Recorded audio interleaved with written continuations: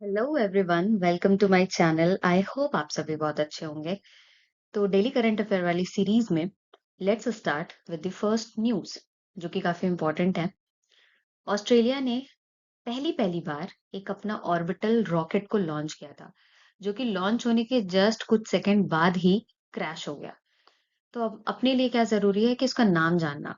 Australia का ये सबसे पहला ऑर्बिटल रॉकेट था। ये इन्होंने खुद से ही डेवलप किया था, जिसका नाम था एरिस या एरिस। ये दोनों तरीके से आपको लिखा हुआ दिख जाएगा, ERIS या ARIS। इसे लॉन्च किया गया था फ्रॉम क्वींसलैंड। क्वींसलैंड जिसकी कैपिटल है ब्रिस्बेन। कौन सी कंपनी ने इसे डेवलप किया था? तो उस कंपनी का नाम है गिलमोर।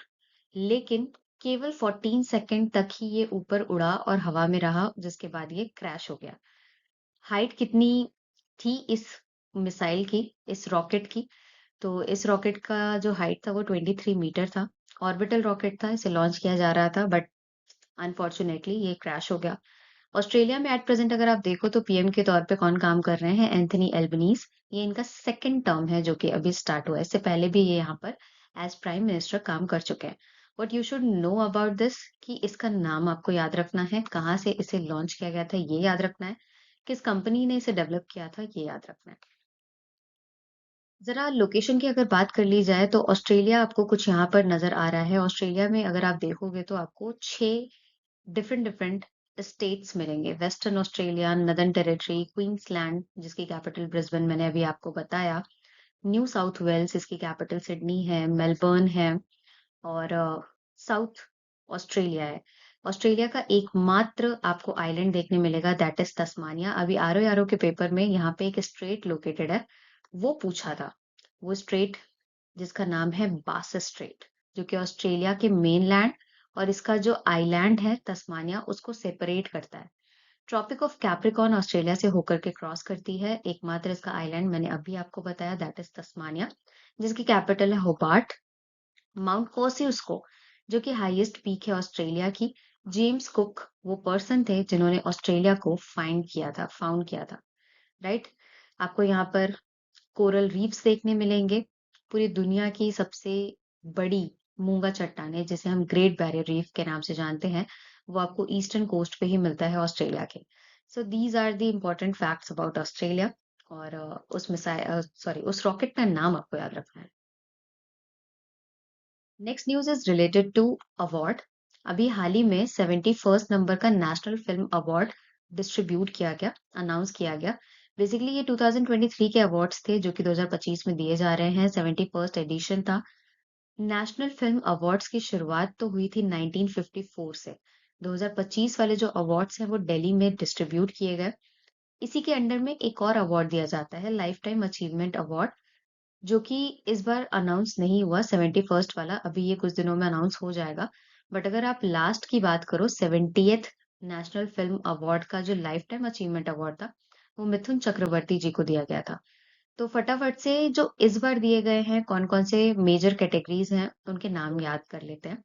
बेस्ट डायरेक्टर का टाइटल गया है सुदीप्तो सेन के नाम for the movie the Kerala story. Best actor का टाइटल गया है शाहरुख खान के नाम फॉर द मूवी जवान। एक और बेस्ट एक्टर का ही टाइटल विक्रांत मैसी को भी गया है for the movie twelfth fail. Best actress का खिताब गया है रानी मुखर्जी के नाम for the movie Mrs Chatterjee versus Norway. और बेस्ट हिंदी फिल्म का टाइटल गया है कटहल को, द जैकफ्रूट मिस्ट्री। तो ये कुछ इंपॉर्टेंट नाम है जो आपको याद रखने हैं। नेशनल फिल्म अवार्ड्स कहाँ पर दिए गए? इस बार दिल्ली में दिए गए। कब से इनकी शुरुआत हुई है? 1954 से। और इस बार का लाइफ टाइम अचीवमेंट अवार्ड अभी अनाउंस नहीं हुआ है, बट 70th वाला आप याद रख लो, मिथुन चक्रवर्ती। और ये कुछ इंपॉर्टेंट कैटेगरीज थी जिनके नाम आपको याद करने पड़ेंगे।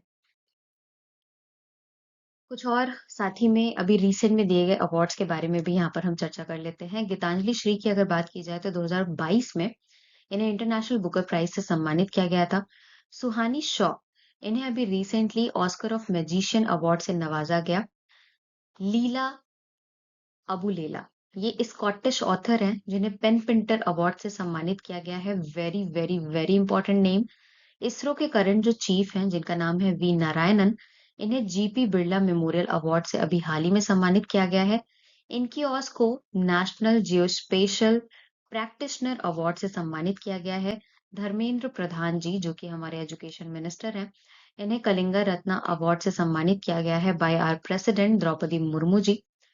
फॉर्मर चीफ जस्टिस जिनका नाम है कल्याण श्रेष्ठ, इन्हें हेम बहादुर मल्ल अवार्ड से सम्मानित किया गया है। और वर्षा देश पांडे जिन्हें यूएन पॉपुलेशन अवार्ड से सम्मानित किया गया है जब पॉपुलेशन डे सेलिब्रेट किया जा रहा था 11th ऑफ जुलाई को। तो ये कुछ इंपॉर्टेंट नाम है जिन्हें अभी रिसेंट में कौन कौन से अवार्ड दिए गए हैं वो मैंने आपको यहाँ पे बता दिए। बढ़ते हैं अगली न्यूज की तरफ जो कि एक वोल्केनो से जुड़ा हुआ है।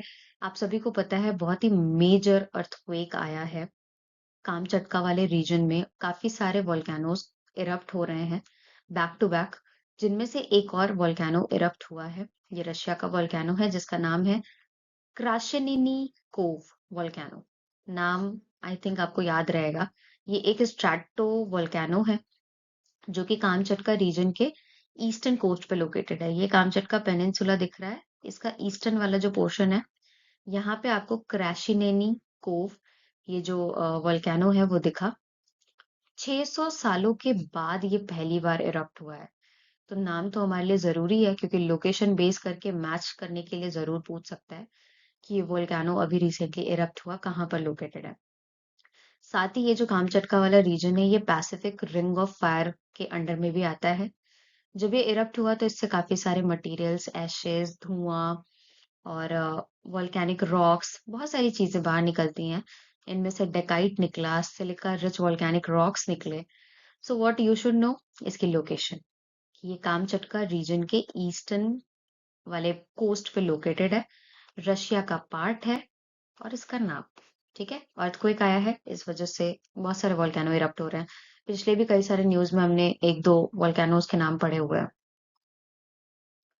Now let's move with another news जो कि एथेनॉल ब्लेंडिंग से जुड़ा हुआ है। अभी हाल ही में इंडिया ने अचीव कर लिया है E20 का टारगेट। E20 यानी कि पेट्रोल में 20% एथेनॉल मिक्सअप करके 2025 से पहले पहले, अभी 2025 खत्म भी नहीं हुआ है बट उससे पहले पहले इंडिया ने ये टारगेट अचीव कर लिया है। एथेनॉल की ब्लेंडिंग का बेसिक सा जो मतलब है वो ये है, एथेनॉल जो कि प्रिपेयर किया जाता है फ्रॉम द बायोफ्यूल, जो कि बायोमास है, लाइक शुगर केन से, कॉर्न से, राइस से, इन सब से इसको प्रिपेयर किया जाता है।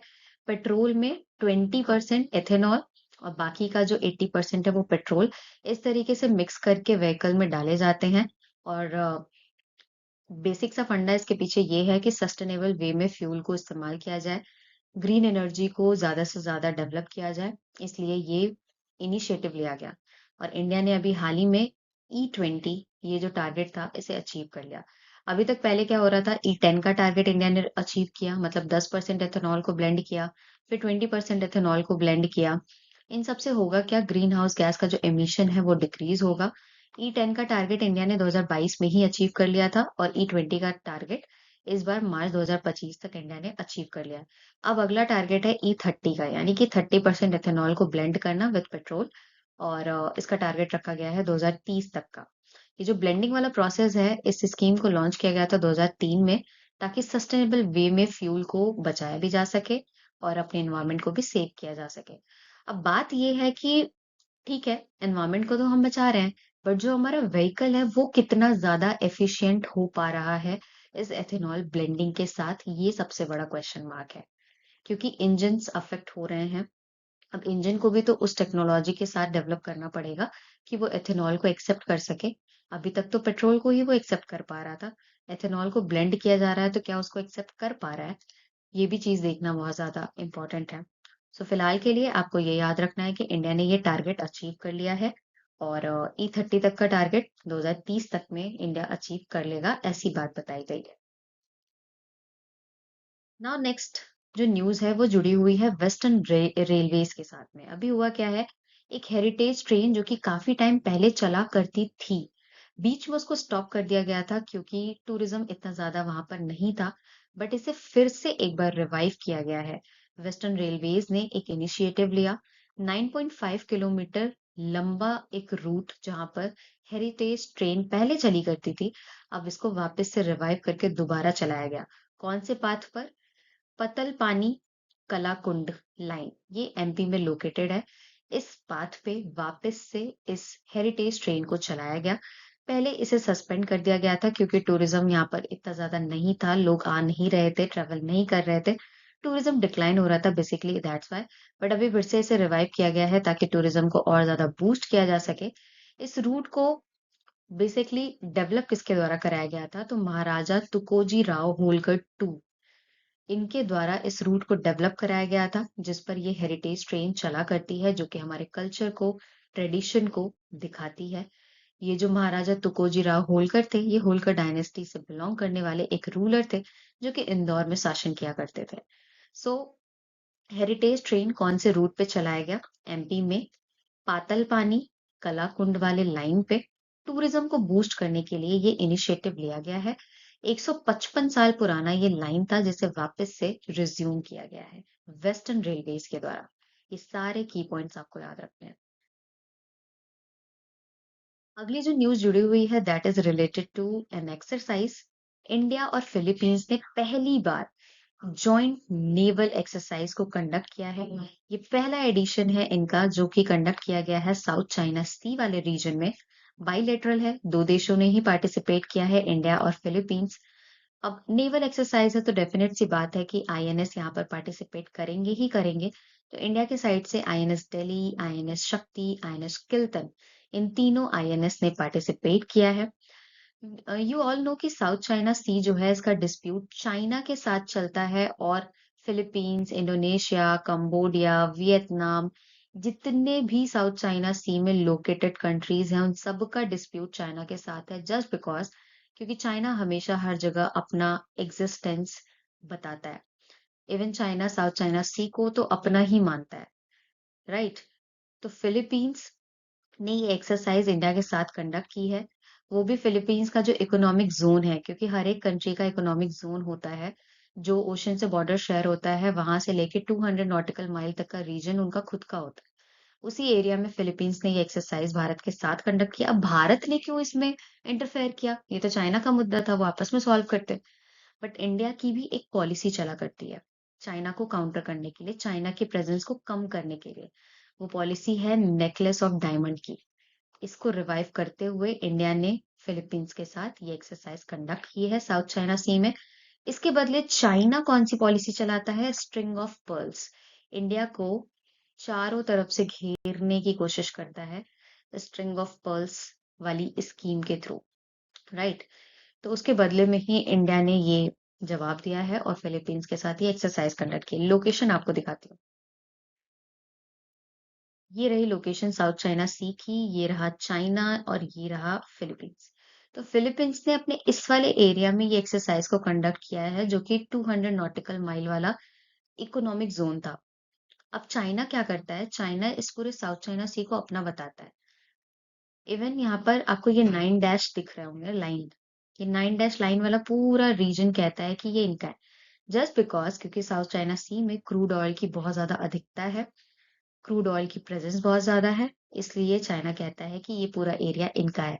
इस वजह से वियतनाम के साथ डिस्प्यूट है चाइना का, मलेशिया के साथ है, इंडोनेशिया के साथ है, इवन फिलीपींस के साथ है, ताइवान के साथ है। मतलब हर एक कंट्रीज के साथ चाइना का डिस्प्यूट इसी वजह से देखने मिलता है क्योंकि चाइना हर एक चीज को अपना बताता है, राइट? तो ये याद रखना। फिलीपींस की कैपिटल मनीला है। मनीला में आपको एडीबी का हेडक्वार्टर देखने मिलेगा। एडीबी में एट प्रेजेंट 69 कंट्रीज हैं। सबसे नई वाली जो कंट्री इसमें ऐड हुई है दैट इज इजराइल, और एडीबी को फॉर्म किया गया था 1966 में। तो ये कुछ इंपॉर्टेंट फैक्ट्स थे जो मैंने आपको यहाँ पे बताए। अगली न्यूज जुड़ी हुई है एक कम्युनिकेशन सैटेलाइट के साथ, जिस सैटेलाइट का नाम है ब्लू बर्ड। इसरो और यूएसए की एक प्राइवेट कंपनी, इन्होंने कोलैबोरेट करके एक कम्युनिकेशन सैटेलाइट को लॉन्च किया है। इस सैटेलाइट का नाम है ब्लू बर्ड सैटेलाइट, जिसका वेट है 6000 किलोग्राम। लॉन्च किसके द्वारा किया गया है? तो इसरो के द्वारा किया गया है। श्रीहरिकोटा से लॉन्च किया गया है, सतीश धवन स्पेस सेंटर, जो कि कहाँ पर लोकेटेड है? आंध्र प्रदेश में। ये एक कम्युनिकेशन सैटेलाइट है जिसे लो अर्थ ऑर्बिट में सेटअप किया गया। यूएसए की प्राइवेट कंपनी जिसने इसे डेवलप करने में हेल्प किया है, उस कंपनी का नाम आपको याद रखना है, that is AST, right? ISRO ने तो किया है, नासा ने नहीं किया है साथ में। यूएस की एक प्राइवेट कंपनी एएसटी कंपनी ने किया है, राइट? ये जो कम्युनिकेशन सैटेलाइट है ये डायरेक्टली हेल्प करेगी इंटरनेट फैसिलिटीज को अवेल कराने में। कौन से व्हीकल का इस्तेमाल करके इसे लॉन्च किया गया है? तो वो व्हीकल है LVM-3, जिसका पुराना नाम था GSLV Mark 3, और इसे हम बाहुबली के नाम से भी जानते हैं। आप सभी को याद होगा एलन मस्क ने एक स्टारलिंक प्रोजेक्ट लॉन्च किया था। इसके थ्रू भी उन्होंने वादा किया था कि डायरेक्टली सैटेलाइट से इंटरनेट की फैसिलिटी को प्रोवाइड किया जाएगा। वेदर कुछ भी हो, बारिश हो रही हो, सर्दी हो, बरसात हो, एनीथिंग, बट इंटरनेट आपका नहीं रुकेगा। ऐसा एलन मस्क ने कहा था। तो कुछ उसी पाथ पे प्रोग्रेस करते हुए इसरो ने ये कम्युनिकेशन सैटेलाइट को लॉन्च किया है, जो कि इंटरनेट फैसिलिटी को हर एक वेदर कंडीशन में प्रोवाइड करेगा। अभी कुछ ही दिनों पहले निसार मिशन को भी लॉन्च किया गया है। निसार यानी कि ये नासा और इसरो का जॉइंट वेंचर था। सिंथेटिक अपर्चर रडार सिस्टम था। इसे भी श्रीहरिकोटा से ही लॉन्च किया गया है 30 जुलाई को, राइट, आंध्र प्रदेश से इसरो के द्वारा। अगली news, again this is very important. India जो है वो फिश के प्रोडक्शन में ग्लोबल लेवल पे अगर आप देखो तो सेकंड पोजीशन पे आ चुका है। Ministry of fishery and animal husbandry ने अभी हाल ही में अनाउंस किया है कि इंडिया सेकंड पोजीशन पे आ चुका है फिशरी के प्रोडक्शन में। मिनिस्टर कौन है फिशरी और एनिमल हस्बेंड्री के? तो राजीव रंजन सिंह के पास ये मंत्रालय है। इन्होंने बताया है कि 2013-14 से अगर हम 2024-25 के प्रोडक्शन को कंपेयर करें तो 103% का इंक्रीमेंट देखने मिला है फिश के प्रोडक्शन में भारत में। That's why India is leading, और इंडिया पहुंच चुका है दूसरे नंबर पे। ये अनाउंसमेंट इनके द्वारा कोलकाता वेस्ट बंगाल में किया गया। बट अगर आप मैक्सिमम प्रोडक्शन फिशेस की अगर बात करो कौन सा स्टेट करता है, तो वो स्टेट है आंध्र प्रदेश।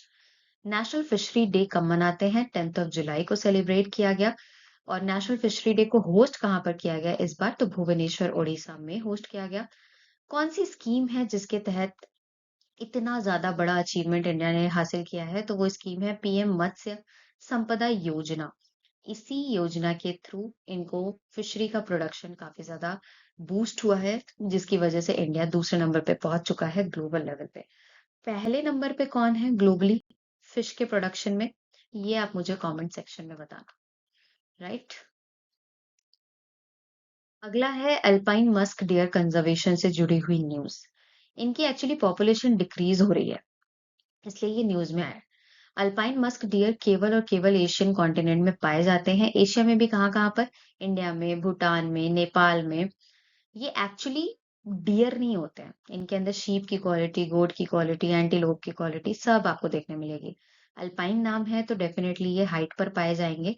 3000 से लेके 4000 फीट के ऑल्टीट्यूड पे ये पाए जाते हैं। आईयूसीएन की कैटेगरी में इंडेंजर्ड लिस्ट में आते हैं और वाइल्ड लाइफ प्रोटेक्शन एक्ट के तहत शेड्यूल 1 में रखा गया है। अभी हाल ही में एक डेटा रिलीज किया गया है बाय सेंट्रल जू अथॉरिटी, जिसे फॉर्म किया गया था 1992 में। इन्होंने ये बताया कि अल्पाइन मस्क डियर का पोचिंग बहुत ज्यादा हो रहा है। पोचिंग में भी क्या, इनके जो मस्क हैं इनका यूज किया जाता है कॉस्मेटिक्स के बनाने के लिए, जिसकी वजह से इनको मार दिया जाता है। मार देंगे तो डेफिनेट सी बात है कि पॉपुलेशन तो डिक्रीज हो ही जाएगी।